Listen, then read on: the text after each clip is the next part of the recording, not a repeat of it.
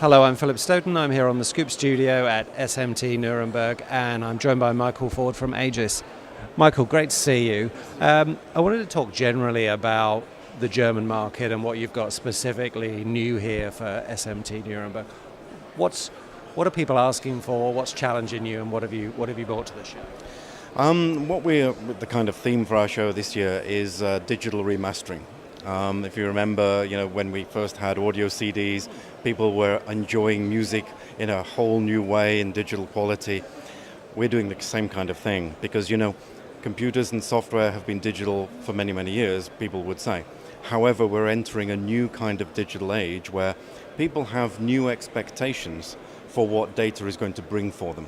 And so this is a kind of a revolution. So this is our remastering, if you like, of MES. So the approach has to be completely different.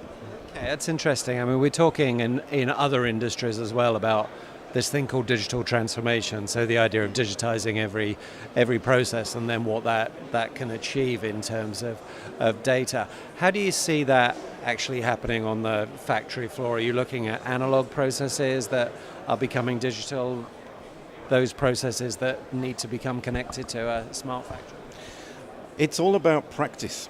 And the practices that we see going on in factories have been there, so in many cases, for many years. And they were there to satisfy a specific set of circumstance that existed at the time.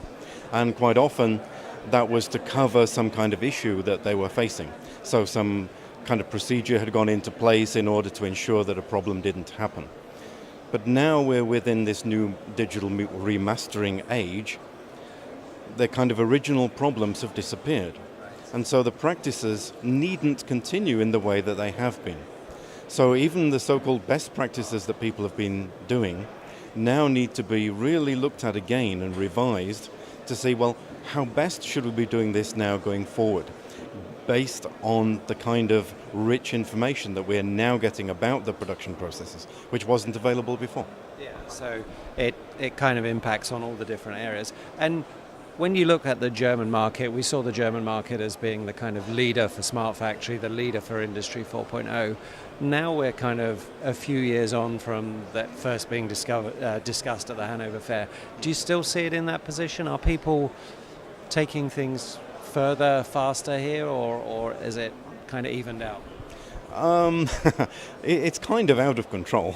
The more we uncover about what people are doing with this information and the new software technologies that are available.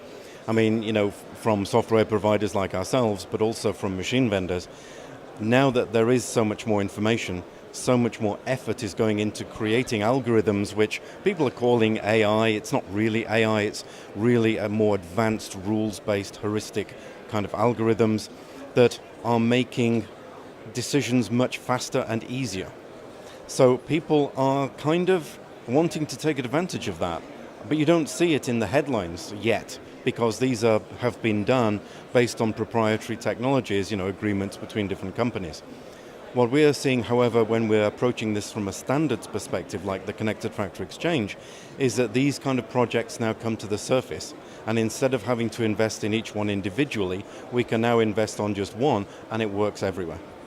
Yeah, and that's fundamentally important to success and getting value out of Smart Factory and Industry 4.0. Michael, thanks for stopping by, and thanks for updating me on what's going on at Aegis. Thank you. Yeah, thanks very much.